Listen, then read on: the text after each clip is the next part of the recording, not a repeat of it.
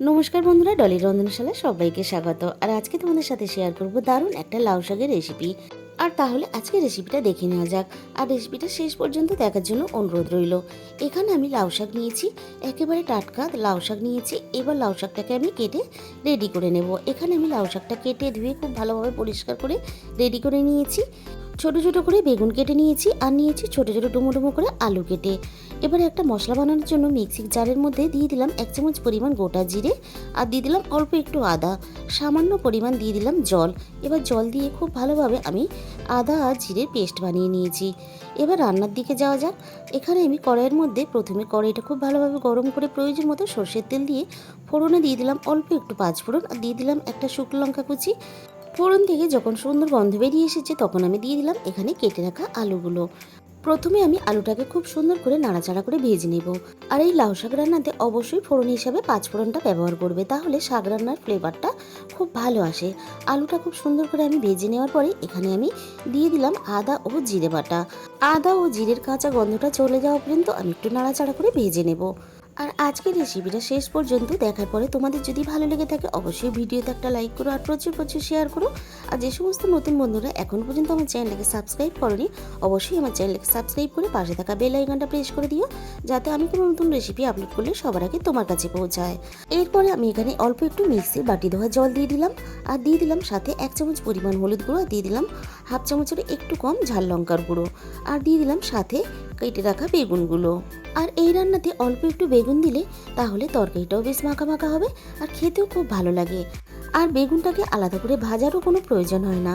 আমি এখানে মশলার সাথে বেগুনটাকে খুব সুন্দর করে কষিয়ে রেডি করে নিলাম। এরপরে আমি এখানে দিয়ে দেব কেটে রাখা সমস্ত লাউ শাকগুলো। আর আমি এখানে ডাঁটা লাউ শাক একই সাথে দিয়ে দিলাম। আর যেহেতু লাউ শাকের ডাঁটাগুলো অনেকটাই কচি, তাই আমি এখানে একসাথে দিয়ে দিলাম। এরপরে স্বাদ মতো লবণ দিয়ে দিলাম। এবারে আমি সব কিছুর সাথে লাউ শাকটাকে এভাবে হালকা হাতে নাড়াচাড়া করে উল্টে পাল্টে আমি মেশাতে থাকবো।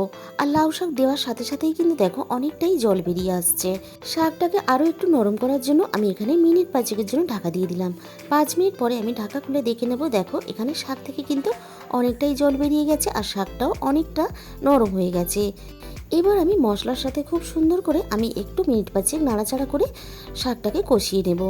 আর লাউ শাকের জলে কিন্তু আলুটা খুব সুন্দর করে সিদ্ধও হয়ে এসেছে। এরপরে আমি এখানে দিয়ে দিলাম স্বাদ মতো চিনি। শাক রান্নাতে অবশ্যই একটু চিনি ব্যবহার করবে, তবেই কিন্তু শাকের স্বাদটা খুব ভালো হয়। আর যদি কেউ চিনি একেবারেই অপছন্দ করো তাহলে কিন্তু দেওয়ার প্রয়োজন নেই। এবারে আমি এখানে দিয়ে দিলাম প্রয়োজন মতো জল।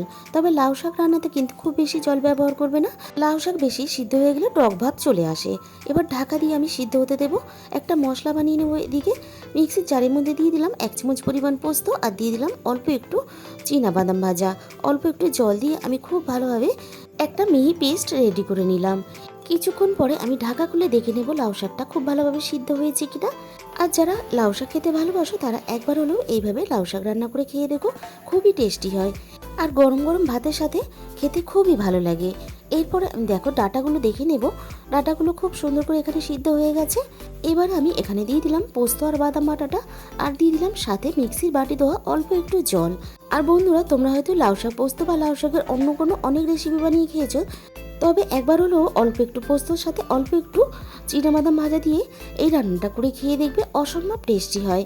বাদাম আর পোস্ত বাটাটা খুব সুন্দর করে আমি লাউ শাকের সাথে মিশিয়ে নাড়াচাড়া করে এরকম মাখা মাখা করে আমি নামিয়ে নিলাম। তাহলে আজকে এই পর্যন্ত, দেখা হবে অন্য কোনো রেসিপির সাথে। আর তোমাদের মূল্যবান সময় দিয়ে আমার এই রেসিপিটা এতক্ষণ দেখার জন্য তোমাদের সবাইকে অসংখ্য ধন্যবাদ।